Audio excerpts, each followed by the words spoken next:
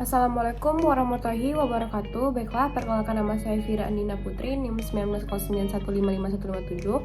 Video ini dibuat untuk memenuhi tugas dari hukum kesehatan. Baiklah, di sini saya ingin memaparkan beberapa materi mengenai hukum kesehatan.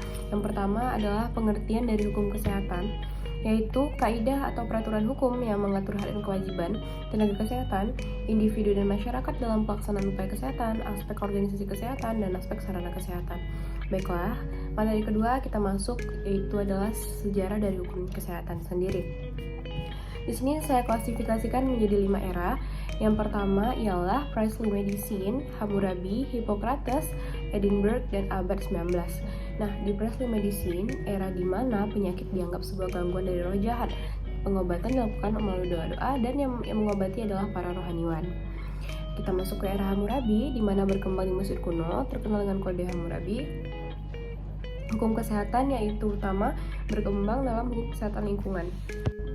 Hal ini menentukan bahwasanya kesehatan lingkungan berkepentingan untuk menentukan kesehatan seseorang melalui tempat tinggalnya. Kita masuk ke era Hippocrates. Di era Hippocrates ini mulai adanya filsuf kedokteran, yaitu adalah Hippocrates, bapak ilmu kedokteran dunia. Dan pada era ini ilmu kesehatan atau ilmu kedokteran mulai modern. Era Edinburgh, ilmu kedokteran mulai membuka diri dan hukum kesehatan mulai terkait dengan sektor ekonomi. Abad 19, ilmu kesehatan semakin kompleks dan teknologi dan kedokteran saling berdampingan sehingga menciptakan metode pengobatan berkembang yang beragam.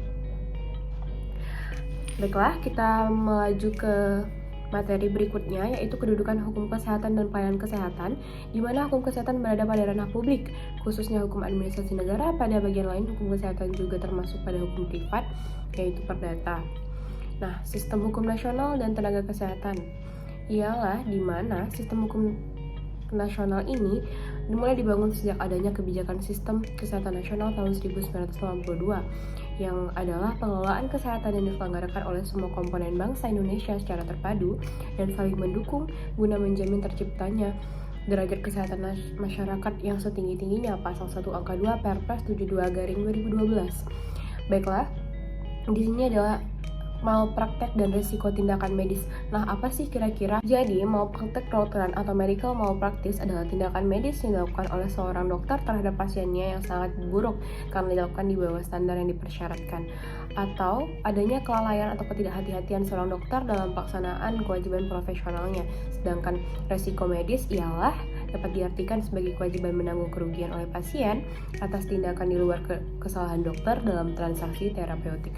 Nah, baiklah, hanya itu yang bisa saya sampaikan. Lebih dan kurang saya mohon maaf. Semoga bermanfaat bagi semuanya.